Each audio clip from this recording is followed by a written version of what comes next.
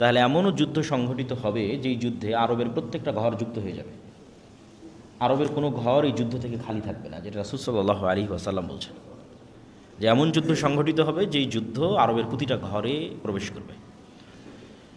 যা আরব বিশ্বে সংঘটিত ভয়াবহ কিছু যুদ্ধের কথা রাসূল সাল্লাল্লাহু আলাইহি ওয়াসাল্লাম তার হাদিসে উল্লেখ করে গেছেন, যেটা একদিন হবেই, যেহেতু রাসূল সাল্লাল্লাহু আলাইহি ওয়াসাল্লাম বলেছেন। আজ হোক অথবা কাল হোক, কয়েকশো বছর পরে হোক, কয়েক হাজার বছর পরে হোক, এটি ঘটবেই। যদিও আজকের যারা জায়নিস্ট আছে এবং খ্রিস্টানদের মধ্যেও যারা জায়নিজমকে সাপোর্ট করে, যারা বাইবেলের অনুসারী কিন্তু জায়নিজমকে সাপোর্ট করে, আর যারা ইহুদি জায়নিস্ট তারা তো আছেই, তারা নিজেরাই বলতেছে যে তাদের বাইবেলে এবং তাদের তাওরাতে প্রতিশ্রুত যে আর্মেড গান তথা শেষ জামানার যুদ্ধ, সেটি তারা শুরু করেছে।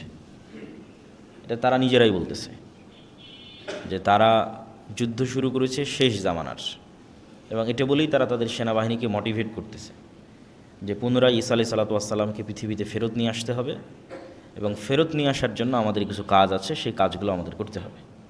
সেই কাজের অংশ হিসেবে আমরা যুদ্ধ করতেছি।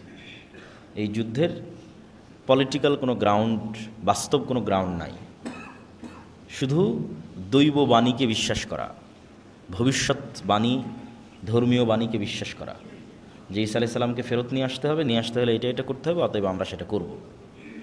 এটা তাদের দাবি।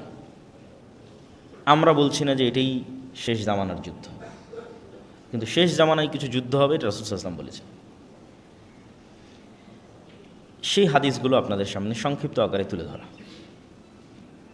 আউফ বিন মালিক রাদিয়াল্লাহু তাআলা আনহু থেকে বর্ণিত, তিনি বলেন রাসূল সাল্লাল্লাহু আলাইহি ওয়াসাল্লাম বলছেন, তোমরা 6টা জিনিস গণনা করে রাখো যা আমার মৃত্যুর পর কিয়ামত পর্যন্ত সংঘটিত হবে।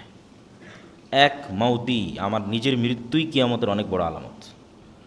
মুহাম্মদ সাল্লাল্লাহু আলাইহি ওয়াসাল্লামের নবী হওয়া কিয়ামতের অনেক বড় আলামত।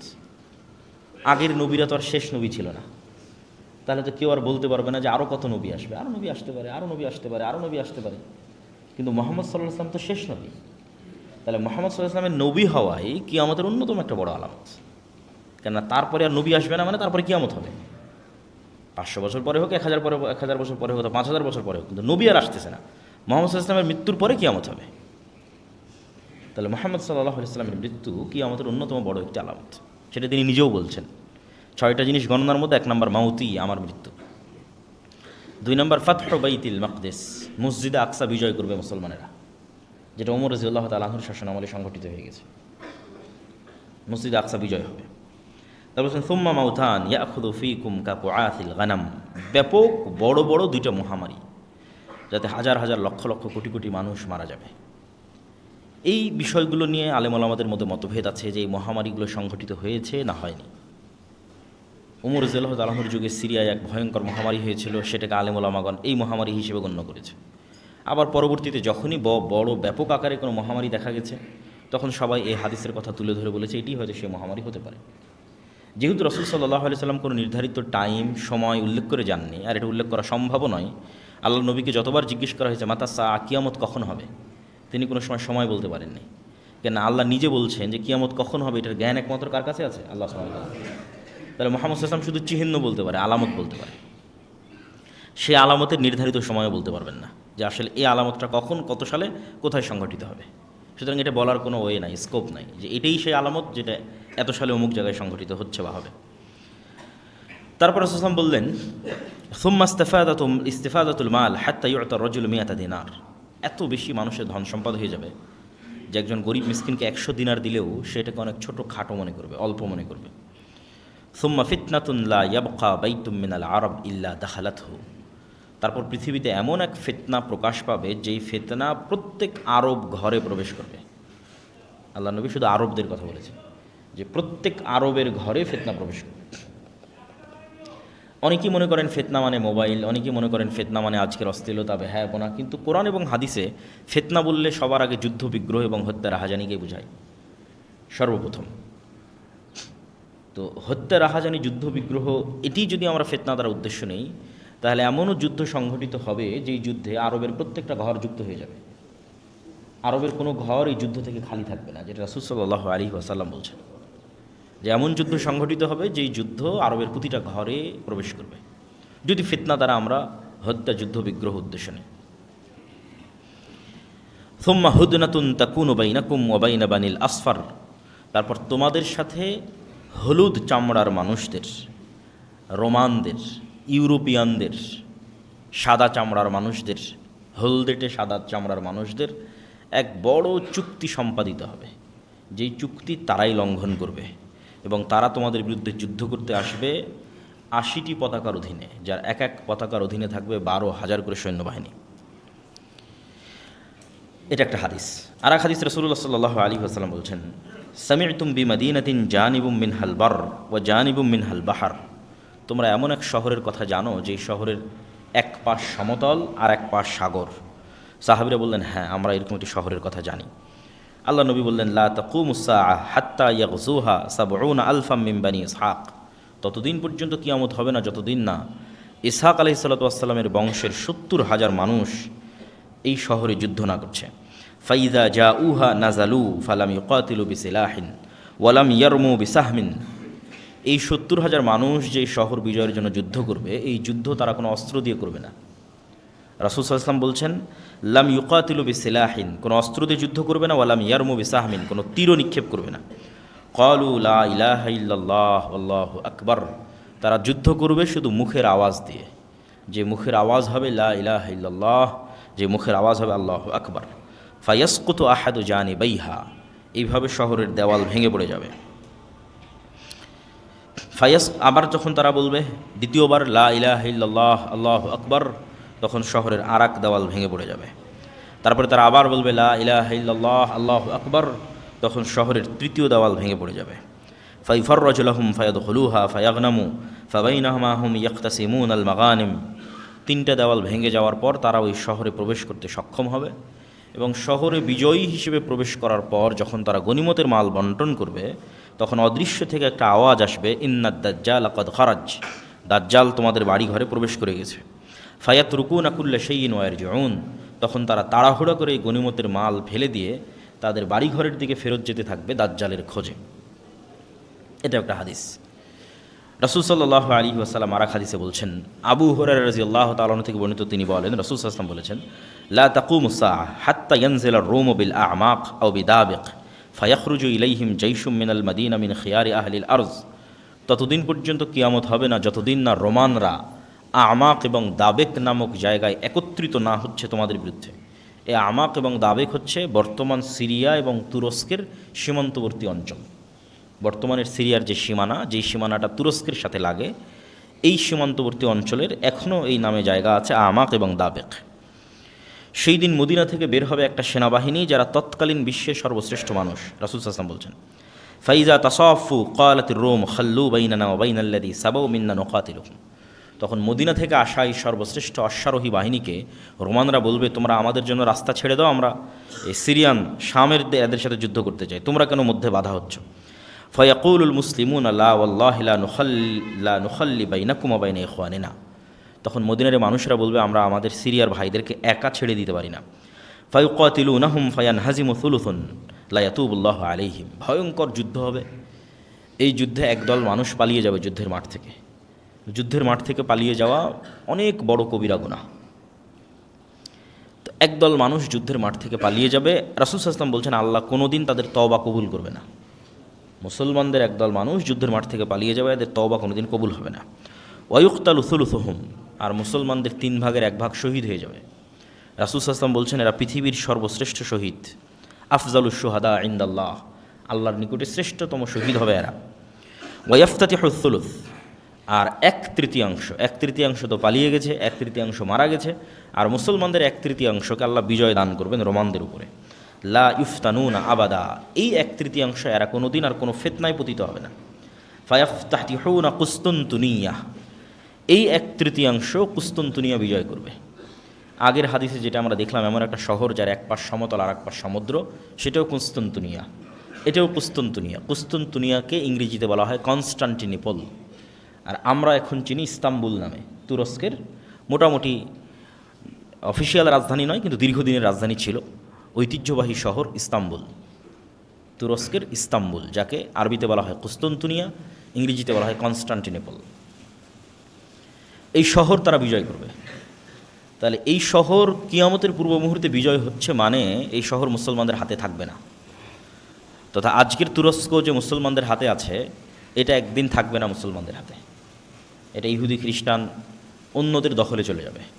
নাহলে কিয়ামতের পূর্ব মুহূর্তে কীভাবে ইস্তাম্বুল বিজয় হবে? কেন এর পরপরে আবার দাজ্জাল বের হচ্ছে, তথা এটা কিয়ামতের পূর্ব মুহূর্তের ঘটনা। তাহলে তারা কুস্তুনতুনিয়া বিজয় করবে। ফাবাইনামা হুম ইয়াক্তাসিমুন আল গানাইম, যখন তারা গনিমতের মাল বন্টন নিয়ে ব্যস্ত থাকবে এবং তাদের তরবারিগুলো জাইতুন গাছে ঝুলানো থাকবে, ইজা সাহাফিহিমুশ শাইতান, তখন শয়তান অদৃশ্য থেকে চিৎকার করে বলবে যে দাজ্জাল তোমাদের বাড়িতে ঢুকে গেছে। ফায়াখরুজুন ওয়া যালিকা বাতিল, তখন তাড়াহুড়া করে এরা গনিমত ফেলে দিয়ে তরবারি নিয়ে তাদের বাড়িঘরের দিকে যেতে থাকবে, মানে দামেস্ক শহরের দিকে আসতে থাকবে। এটা আরও অন্য বর্ণনায় আরও স্পষ্ট হয় যে দামেস্ক শহরের দিকে ফেরত আসতে থাকবে। তো এই প্রথম সংবাদটা হবে মিথ্যা, দাজ্জাল যে তাদের বাড়িঘরে ঢুকে গেছে এই প্রথম সংবাদ মিথ্যা হবে। ফাইদা জা উশাম খারাজা ফাবাইনামা হুম ইউইদ্দুন আলিল কিতাল, কিন্তু যখন তারা দামেস্কে ফেরত আসবে তারপরে সত্যি সত্যি দাজ্জাল বের হয়ে যাবে। তখন ইউইদ্দুন আলিল কিতাল, তখন তারা যুদ্ধের প্রস্তুতি নিবে দাজ্জালের সাথে। ইউসাফুনা সুফুফা ইদা উকিমাতিস সালাত, এমতো অবস্থায় দামেস্কের মসজিদে সালাতের একামত হবে এবং মুজাহিদরা সালাতের জন্য দাঁড়াবে সারিবদ্ধভাবে। কিছু বর্ণনা এসেছে এটা ফজরের সালাত। ঠিক এই সময়ে ইয়ানজিলু ঈসা ইবনে মারিয়াম, ঈসা ইবনে মারিয়াম কিছু বর্ণনা এসেছে 2 ফেরেশতার কাঁধের উপর ভর দিয়ে নামবেন। ফা আম্মাহুম ফাইদা রাআহু আদুউল্লাহ যাবা কামা ইয়াযুবুল মিলহু ফিল মা ফালাউ তারাকাহু লান যাবা হাত্তা ইয়াহলিক। ঈসা ইবনে মারিয়ামকে যখন দাজ্জাল দেখবে তখন লবণ যেভাবে পানিতে দিলে মিটে যায়, মিশে যায়, গলে যায়, দাজ্জাল সেভাবে গলে যেতে থাকবে। ওয়ালাকিন ইয়াকতুলুহুল্লাহু বিয়াদিহি, কিন্তু তারপরেও ঈসা আলাইহিস সালাম নিজে হাতে দাজ্জালকে হত্যা করবেন। ফায়ুরিহিম দামাহু ফি হারবাতি, এবং যেই অস্ত্র দিয়ে তিনি দাজ্জালকে হত্যা করবেন এটা জনগণকে দেখাবেন যে দেখো দাজ্জালকে হত্যা করেছে। কাছাকাছি অনুরূপী বর্ণনা যে রোমানদের সাথে মুসলমানদের একটা বিরাট চুক্তি হবে, আর এই চুক্তির লঙ্ঘনটা হবে এইভাবে যে রোমানদের সাথে মুসলমানদের চুক্তি হওয়ার পর এরা তৃতীয় আর একটা পক্ষের বিরুদ্ধে একসাথে একত্রিত হয়ে যুদ্ধ করবে, তথা খ্রিস্টানেরা আর মুসলমানেরা একত্রিত হয়ে তৃতীয় এক পক্ষের বিরুদ্ধে যুদ্ধ করবে। সেই তৃতীয় পক্ষ কে কারা তা হাদিসে উল্লেখ নাই। এই যুদ্ধে মুসলমান এবং খ্রিস্টানদের বিজয় হবে। বিজয় হওয়ার পর একজন খ্রিস্টান সৈন্য বলবে যে ক্রুশের কারণে বিজয় হয়েছে, যে ক্রুশ চিহ্ন তারা গলায় ঝোলায় এটার কারণে আমরা বিজয় হয়েছি। এইটা দেখে এক মুজাহিদ মুমিন ওই ক্রোশটাকে ভেঙে দিবে, বলে না আমরা আল্লাহর সহযোগিতায় বা আল্লাহর সাহায্যে বিজয়ী হয়েছি। এই ক্রস ভাঙ্গাকে কেন্দ্র করে একদল আর এক দলের মুখোমুখি হয়ে যাবে পুনরায়, এবং এই যে মুখোমুখি হবে এই মুখোমুখির কথাই বলা হচ্ছে যে 80টা পতাকার অধীনে তারা একত্রিত হবে, যার এক এক পতাকার অধীনে 12,000 করে সৈন্যবাহিনী থাকবে, এবং মুসলমানদের 3 ভাগের 1 ভাগ পালিয়ে যাবে, 1 ভাগ শহীদ হবে, 1 ভাগ বিজয় হবে, এবং বিজয় হওয়ার পর কনস্টান্টিনোপল ইস্তাম্বুল তুরস্ক বিজয় হবে। এই যুদ্ধের আর অন্য বর্ণনায় রাসূল সাল্লাল্লাহু আলাইহি ওয়াসাল্লাম বলছেন যে এই যুদ্ধ এত ভয়াবহ হবে যে 100 জন মানুষের 99 জনই মারা যাবে, একজন বেঁচে থাকবে। একটা পাখি যদি আকাশে 1 মাস উড়ে তাহলে 1 মাস উড়লেও লাশের সারি শেষ করতে পারবে না, লাশের দুর্গন্ধে সে মৃত অবস্থায় পড়ে যাবে। তার বাঁচার মতো আলাদা কোনো আশ্রয়স্থল যেখানে লাশ নাই, লাশের দুর্গন্ধ নাই, এরকম কোনো সেফ জায়গা সে খুঁজে বের করতে পারবে না। উঠতে উঠতে উঠতে উঠতে ক্লান্ত হয়ে মরে পড়ে যাবে। এত বেশি পরিমাণে মানুষ এই যুদ্ধে মারা যাবে যে মানুষ আর গনিমতের মালেও সন্তুষ্ট হবে না, মানুষের ওয়ারিস বন্টন করার কেউ থাকবে না। এগুলো সব রাসূল সাল্লাল্লাহু আলাইহি ওয়াসাল্লাম বিভিন্ন হাদিসে বলেছেন, ওই সেম ঘটনার ধারাবাহিকতায় বিভিন্ন হাদিস। তারপরে যখন আড়াল থেকে ঘোষণা হবে দাজ্জাল তোমাদের বাড়িঘরে প্রবেশ করে গেছে, তখন যারা তাড়াহুড়ো করে বের হয়ে হবে দাজ্জালকে খুঁজতে, আর এক বর্ণনায় রাসূল সাল্লাল্লাহু আলাইহি ওয়াসাল্লাম বলছেন যে মুজাহিদদের মধ্যে 10 জনকে পাঠানো হবে যে তোমরা যাও, অশ্বারোহী 10 জন অশ্বারোহীকে পাঠানো হবে, দেখো তো দাজ্জাল সত্যি সত্যি আমাদের বাড়িতে ঘরে ঢুকে গেছে কিনা। রাসূল সাল্লাল্লাহু আলাইহি ওয়াসাল্লাম বলছেন ওই 10 অশ্বারোহীর নাম, ওদের চেহারা, ওদের বাপের নাম, ওদের বংশের নাম আমি বলে দিতে পারবো যে 10 জন কারা, যে 10 জন দাজ্জালের অনুসন্ধানে বের হবে। ওরা তৎকালীন বিশ্বের সর্বশ্রেষ্ঠ ইমানদার এবং সর্বশ্রেষ্ঠ অশ্বারোহী, যারা মদিনা থেকে বের হয়ে আসবে শাম বা সিরিয়ায়। এবং রাসূল সাল্লাল্লাহু আলাইহি ওয়াসাল্লামের আরেক হাদিসে এই যুদ্ধের কথা বর্ণনা করতে গিয়ে তিনি বলেছেন যে সেই দিন মুসলমানদের হেডকোয়ার্টার হবে গুতা নামক জায়গা, যেটি আজকের শাম বা সিরিয়ার রাজধানী দামেস্কের অতি নিকটবর্তী একটি অঞ্চল, গুতা নামক জায়গা। রাসূল সাল্লাল্লাহু আলাইহি ওয়াসাল্লাম দাজ্জালের বিষয়ে কিছু হাদিস, বিস্তারিত দাজ্জালের ভয়ঙ্কর এবং ভয়াবহ ফিতনার কিছু হাদিস তিনি তুলে ধরেছেন, যেগুলো আমরা সংক্ষিপ্ত, বেশি সময় নেব না, অল্প অল্প করে আমরা একটা দুটো হাদিস বলে আজকের আলোচনা শেষ করবো ইনশাল্লাহ। ফাতেমা বিনতে কাইস রাদিয়াল্লাহু তাআলা আনহা থেকে বর্ণিত, তিনি বলেন, এক সালাতের পর আল্লাহর নবী বললেন মাইকে বা মুখে, মাইকে তো না, মুখে ঘোষণা হলো যে তোমরা সবাই বসে পড়ো, রাসূল সাল্লাল্লাহু আলাইহি ওয়াসাল্লাম কথা বলবেন। তো মানুষজন সব বসে পড়লো। রাসূল সাল্লাল্লাহু আলাইহি ওয়াসাল্লাম মেম্বারে দাঁড়ালেন। মেম্বারে দাঁড়িয়ে তিনি বলতে লাগলেন যে আজকে আমি তোমাদেরকে এমন এক গল্প শোনাবো যে গল্প আমি তোমাদের সামনে অনেক করেছি।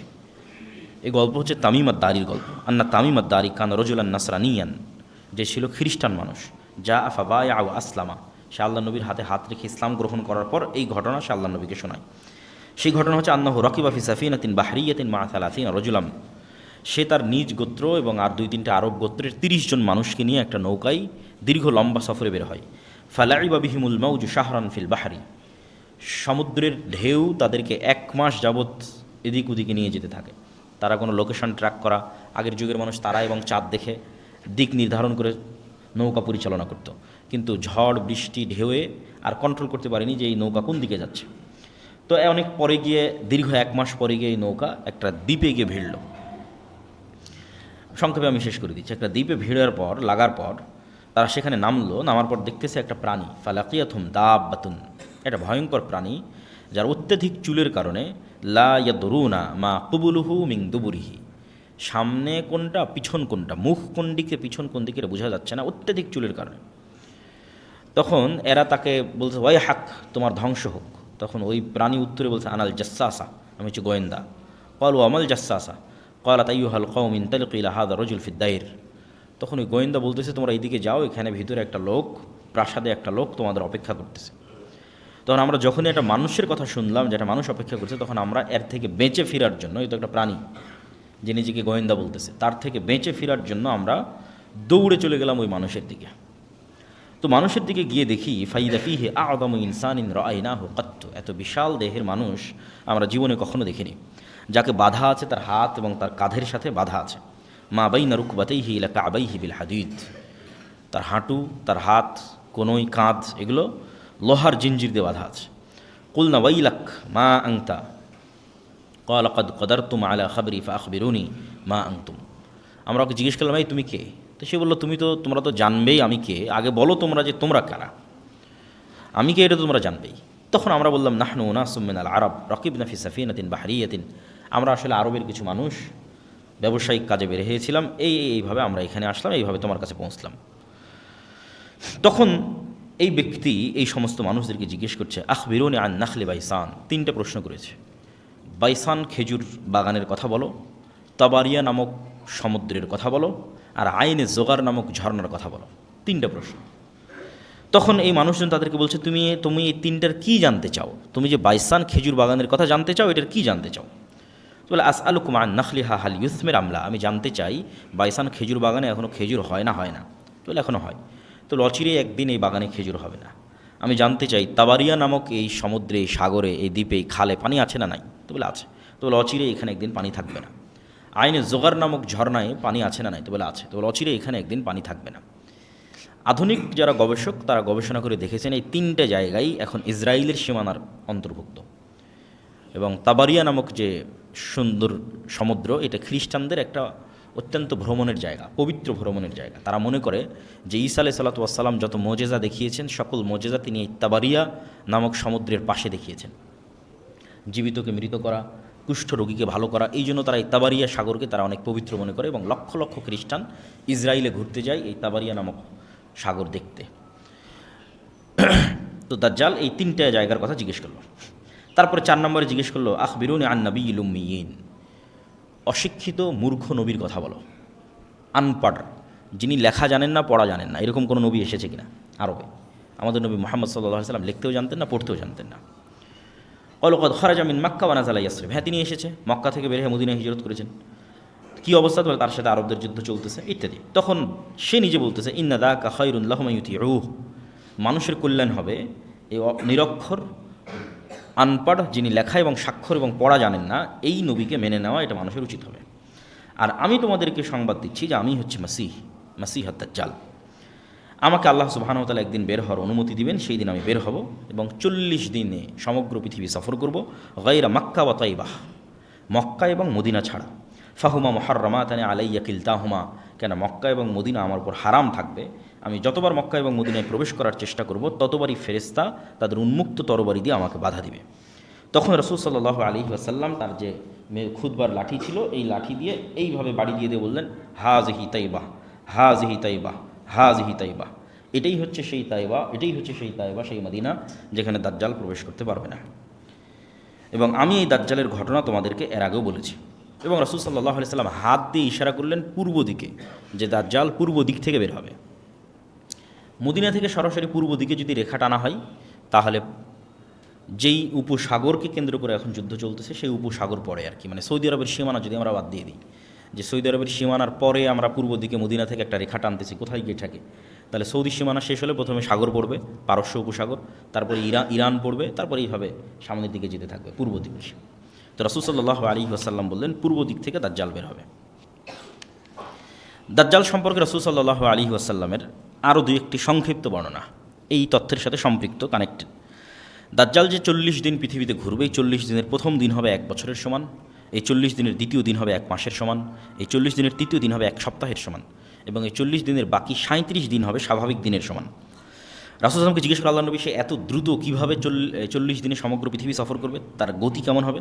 তা আল্লাহ নবী বললেন, কাল গাইসি ইস্তাদবারাতহুর রিহ, আকাশে যে তোমরা মেঘ দেখো, এই মেঘ যখন চলে, এই মেঘ চলার যে গতি, সেই গতি হবে। তা আল্লাহ নবী মেঘের সাথেই কেন সাদৃশ্য দিলেন, আর মেঘের চলার গতির সাথেই কেন সাদৃশ্য দিলেন, এটা স্পষ্ট বোধগম্য নয়। সরাসরি দাজ্জালের নিজের গতি এরকম হবে আকাশে ওড়ার মতো, না দাজ্জাল আকাশে ওড়ার কোনো যন্ত্র ব্যবহার করবে, আল্লাহু আলাম, আল্লাহ সুবহানাহু ওয়া তাআলা ভালো জানেন। রাসূল সাল্লাল্লাহু আলাইহি ওয়াসাল্লাম বললেন, দাজ্জাল যখন কোনো এলাকায় যাবে তখন তাদেরকে ডাক দিবে তার উপর ঈমান আনার জন্য। এই নরসিংদীর মানুষ, এই বাংলাদেশের মানুষ, ওই যে এরিয়াতে যাবে, তোমরা আমার প্রতি ঈমান আনয়ন করো। তো যেই এলাকার মানুষ ঈমান আনয়ন করবে, ওই এলাকার আকাশকে দাজ্জাল আদেশ দিবে, ফাতুমতিরুস সামা, আকাশকে আদেশ দেবে আকাশ বৃষ্টি বর্ষণ করে এলাকায়, তখন আকাশ সেই এলাকায় বৃষ্টি বর্ষণ করবে। জমিনকে আদেশ দিবে দাজ্জাল যে ফসল উৎপাদন করো, ফাতুমবিত, তখন সেখানে ফসল উৎপাদন হবে, আর ওই অঞ্চলের মানুষ টাকা পয়সা ধন দৌলত খাবার দাবারে পরিপূর্ণ হয়ে যাবে তাদের। এবার দাজ্জাল কোনো এক এলাকায় গিয়ে যখন বলবে যে এই ঈমান আনয়ন করো, আর ওই এলাকার মানুষ যখন বলবে যে না আমরা ঈমান আনয়ন করবো না, তখন দাজ্জাল ওই আকাশকে বলবে বৃষ্টি বন্ধ করে দাও, জমিনকে বলবে উৎপাদন বন্ধ করে দাও। ওই এলাকা থেকে দাজ্জাল যখন চলে যাবে তখন সেটা দুর্ভিক্ষে পরিণত হয়ে যাবে। আর এক হাদিসে রাসূল সাল্লাল্লাহু আলাইহি ওয়াসাল্লাম, আমরা যে শাম সিরিয়ার যে মুজাহিদদের কথা বলতে যখন ঈসা আলাইহিস সালাম আসবে, ওখানেও বলা আছে যে শাম বা সিরিয়ার মানুষ দাজ্জালের আনুগত্য না করার কারণে সেখানে দুর্ভিক্ষ দেখা দিবে, এবং মানুষ তার ধনুককে আগুনে পুড়িয়ে সেটার রশি খাওয়া শুরু করবে, এই পরিমাণ দুর্ভিক্ষ দেখা দিবে। তখন তারা ঈসা আলাইহিস সালামের অপেক্ষা করবে, এবং ঈসা আলাইহিস সালাম আসার পর দাজ্জালের এই ভয়ঙ্কর ফিতনা থেকে তারা মুক্তি পাবে। নাহলে দাজ্জালের এই ভয়ঙ্কর ফিতনা এমনভাবে মানুষকে গ্রাস করবে, প্রত্যেক যে মানুষের ন্যূনতম দুনিয়াবি লোভ আছে, ন্যূনতম, সেই ফিতনায় বাদিয়ে দেবে। আর যে মানুষের চুল পরিমাণ দুনিয়ার লোভ নাই, যে মৃত্যুর জন্য প্রস্তুত, যে আমার জন্ম হয়েছে বাস মরার জন্য, ঈমান অবস্থায় মৃত্যুকে সকল কিছুর উপর প্রাধান্য দিবে, এই ধরনের মানুষেরা দাজ্জালের ফিতনা থেকে বেঁচে যেতে পারে। এটা পৃথিবীর সবচেয়ে ভয়ঙ্কর ফিতনা, যে ফিতনা সম্পর্কে অতীতের সকল নবী রাসূল সতর্ক করেছেন। রাসূলুল্লাহ সাল্লাল্লাহু আলাইহি ওয়াসাল্লাম দাজ্জালের কথা বলতে গিয়ে আরও বলেছেন যে দাজ্জাল মদিনার একজন মানুষকে হত্যা করে জীবিত করবে।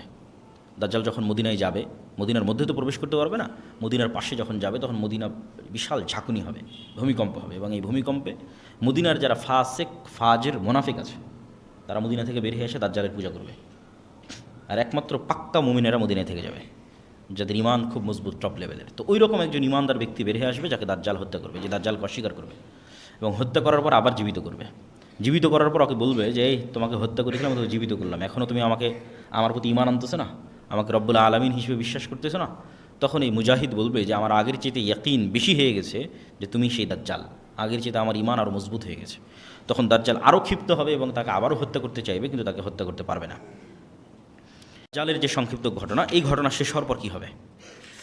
দাজ্জালকে ঈসা আলাইহিস সালাতু ওয়াস সালাম হত্যা করবেন। ঈসা আলাইহিস সালাম যখন দামেস্কের মসজিদে নামবেন, নামার পরে তিনি দাজ্জালকে খুঁজতে থাকবেন, ইমাম মাহদী এবং তার সৈন্যবাহিনী এবং মুজাহিদদেরকে নিয়ে খুঁজতে খুঁজতে তিনি জেরুজালেমের লুদ নামক দরজায় দাজ্জালকে পাবেন, এবং দাজ্জাল তাকে দেখে গলতে থাকবে, কিন্তু গলা শেষ হওয়ার পূর্বেই ঈসা আলাইহিস সালাতু ওয়াস সালাম দাজ্জালকে হত্যা করবেন, এবং সেই রক্ত মানুষকে দেখাবে।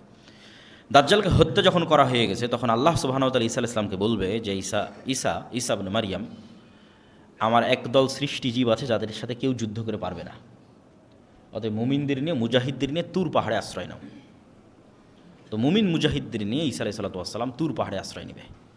আর আল্লাহর সেই সৃষ্টিজীব কারা? তারা হচ্ছে ইয়াজুজ আর মাজুজ। তখন ইয়াজুজ এবং মাজুজ পৃথিবীতে বের হবে এবং পৃথিবীর সকল সমুদ্র, সকল নদীনালা, খাল বিল, পুকুর, ফসল ফল ফলাদি সব খেয়ে শেষ করে দেবে, কিচ্ছু বাকি রাখবে না। এবং এই ইয়াজুজ এবং মাজুজের এই ভয়ঙ্কর যে পরীক্ষা, আসলে মুসলমানদের শক্তি যে দুনিয়াবী শক্তি নয়, এটা এই জায়গাতেও প্রমাণ হয় যে একজন নবী তিনি তুর পাহাড়ে আশ্রয় নিয়ে আছে। তাকে আল্লাহ বলছে না যে তুমি যাও ইয়াজুজ মাজুজের সাথে যুদ্ধ করো, কারণ আল্লাহ আগেই বলে দিয়েছে যে আমার একদল বান্দা আছে, ইবাদান লি, আমার বান্দা, লা ইয়াদান লি আহাদিন বিকিতালিহিম, কারো ক্ষমতা নেই যে ওদের সাথে যুদ্ধ করবে। তাহলে ঈসা আলাইহিস সালামের বাঁচার রাস্তা কি? আল্লাহর কাছে কান্নাকাটি করা। একজন নবী আল্লাহর কাছে এবার কান্নাকাটি করবে, ইমাম মাহদী সহ এবং সকল মুজাহিদ সেনাবাহিনী সহ, যে আল্লাহ ইয়াজুজ মাজুজের এই বিপদ থেকে আমাদের রক্ষা করে। খাবার নাই, পানি নাই, কয়দিন এভাবে চলে। তাহলে আল্লাহর কাছে ফিরে যাওয়া ছাড়া এবং আল্লাহর আশ্রয় ছাড়া মুমিন এবং মুসলমানদের বাঁচার কোনো রাস্তা নেই।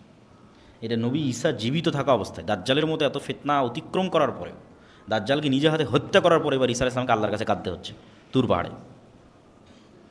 তো যখন ঈসা আলাইহিস সালাম এবং ইমাম মাহদী এবং মুজাহিদরা আল্লাহর কাছে তুর পাহাড়ে কাঁদবে, তখন আল্লাহ সুবহানাহু ওয়া তাআলা তাদের দোয়া কবুল করে এক প্রকার বিষাক্ত পোকা, অসুস্থতা এই সমস্ত ইয়াজুজ এবং মাজুজের ঘাড়ে দিয়ে দিবেন, যেটার কারণে তারা সব মারা যাবে এবং সেটার দুর্গন্ধে টেকা যাবে না। তখন আবার ঈসা আলাইহিস সালাম এবং মুজাহিদরা আল্লাহর কাছে আবার কান্নাকাটি করে দোয়া করবে।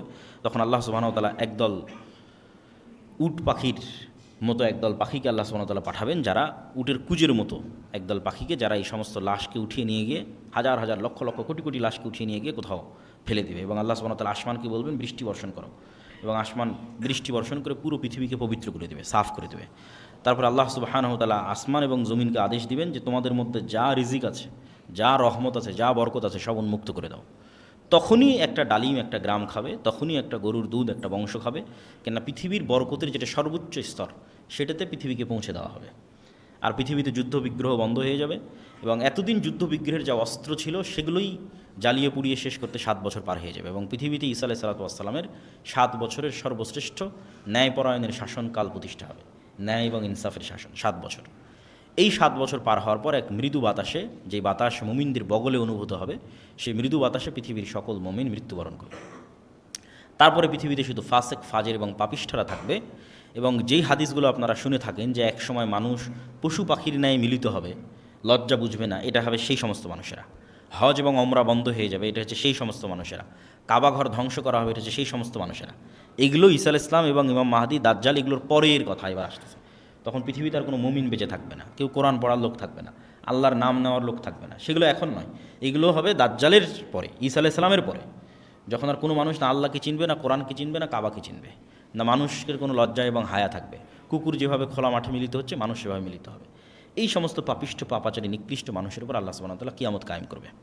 তো এই হলো আজকে আমাদের সংক্ষিপ্ত আলোচনা যে কিয়ামতের পূর্ব মুহূর্তে এই রকমের কিছু ভয়ঙ্কর এবং ভয়াবহ যুদ্ধ হবে। সেই যুদ্ধটা কখন, কোথায়, কিভাবে, কোন যুদ্ধ, সেটা নির্দিষ্ট করে বলা কঠিন, কিন্তু এই রকমের ভয়াবহ ভয়ঙ্কর যুদ্ধ হবে, যেটা রাসূল সাল্লাল্লাহু আলাইহি ওয়াসাল্লাম বলছেন। এবং অন্তত একটা জিনিস ক্লিয়ার, যে শাম এবং সিরিয়ার মানুষেরা ঈমানের উপর থাকবে, মদিনার মানুষেরা ঈমানের উপর থাকবে। একটা জিনিস পরিষ্কার, মদিনা থেকে মুজাহিদ বের হবে, শাম এবং সিরিয়া থেকে মুজাহিদ বের হবে, এবং তারাই মূলত ইমাম মাহদী এবং ঈসা আলাইহিস সালাতু ওয়াস সালামের সঙ্গী হবে। এবং আরও একটা জিনিস পরিষ্কার, যে মুসলমানেরা কনস্টান্টিনোপল, ইস্তাম্বুল, তুরস্ক বিজয় করবে। যদিও মানুষের ইচ্ছা এবং কামনা হওয়া উচিত নয় যে সে এইটার অংশ হবে। কেন উচিত নয়? সকল নবী সকল উম্মতকে শিখিয়ে দিয়ে গেছে, তোমরা মাসিহাদ দাজ্জালের ফিতনা থেকে আল্লাহর কাছে পরিত্রাণ চাও। কেন ওই ফিতনায় পরীক্ষায় পাশ করার মতো ঈমান আমার এবং আপনার আছে কিনা এটা আমরা জানি না। ফলত ওই পৃথিবীতে ওই ফিতনা প্রকাশ হওয়ার আগেই যদি আমরা পৃথিবী থেকে বিদায় নিই, এটা আমাদের জন্য করলেন। কেন আমাদের টার্গেট তো জান্নাতে যাওয়া। তো এই জন্য কখন কোথায় ইমাম মাহদী বের হলো আর কখন কোথায় ঈসা আলাইহিস সালাম অবতীর্ণ হবে, এইটার পিছনে না পড়ে আমি আমার ঈমান নিয়ে কত দ্রুত পৃথিবী থেকে বিদায় নিতে পারি, আর আল্লাহ আমাকে ওই ফিতনা থেকে কত আগে পৃথিবী থেকে নিয়ে যায়, এটা মানুষের কামনা হওয়া উচিত। যে দাজ্জালের ফিতনা বের হওয়ার আগে যেন আল্লাহ আমাদের পৃথিবী থেকে যাওয়ার ব্যবস্থা করে দেয়, কেননা সেটা এক ভয়ঙ্কর এবং ভয়ানক ফিতনা হবে, যেখানে মানুষ তার ঈমান হারিয়ে ফেলবে। এবং 3টে ধর্মের মানুষ এ বিষয়ে একমত যে কিয়ামতের পূর্ব মুহূর্তে একজন মাসিহ বের হবে যে তাদের উদ্ধার করবে। ইহুদিরা অপেক্ষায় আছে একজন মাসিহ বের হবে যে তাদের উদ্ধার করবে, খ্রিস্টানরা অপেক্ষায় আছে একজন মাসিহ বের হবে যে তাদের উদ্ধার করবে, আর মুসলমানদের হাদিসে তো কোরআনে তো বলাই আছে যে একজন মাসিহ বের হবে যে মুসলমানদের উদ্ধার করবে। সেই মাসিহকে, মাসিহ মানে উদ্ধারকারী, সেই মাসিহ, মাসিহাত দাজ্জাল, সেই মাসিহ ঈসা মাসিহ। ঈসার নামেও মাসিহ আছে, দাজ্জালের নামেও মাসিহ আছে। মাসিহ মানে উদ্ধারকারী, মাসিহাত দাজ্জাল না ঈসা মাসিহ?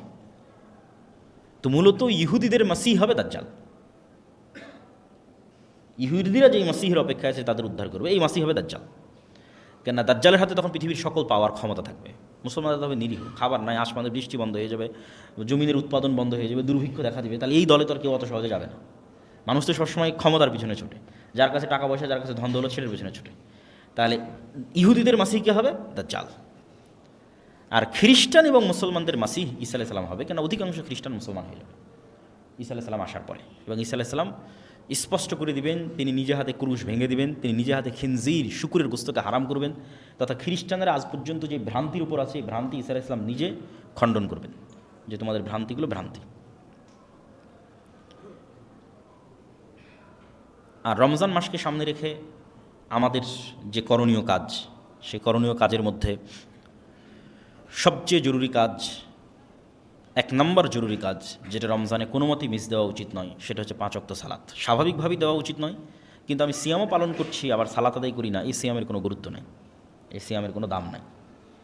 দাজ্জাল যখন আসবে তখনও সাহাবী রাসূল সাল্লাল্লাহু আলাইহি ওয়াসাল্লামকে জিজ্ঞেস করল, আল্লাহ নবী সালাত কেমনে হবে? একদিন যদি 1 বছর হয়, সালাত কেমনে হবে? তাহলে দেখেন সাহাবীদের মাথায় সালাত কীভাবে ঢুকে আছে, যে দাজ্জালের ফিতনার ভয়ে ভীত হয়ে অন্য কোনো প্রশ্ন নয়, তাদের মাথায় প্রথম ক্যাচ করেছে সালাত। ঈসা আলাইহিস সালাতু ওয়াস সালাম যখন তার মায়ের কোলে, ফাআশারাত ইলাইহি ক্বালু কাইফা নুকাল্লিমু মান কানা ফিল মাহদি সাবিয়্যা ক্বালা ইন্নী আব্দুল্লাহ আতানিয়াল কিতাবা ওয়া জাআলানি নাবিয়্যা।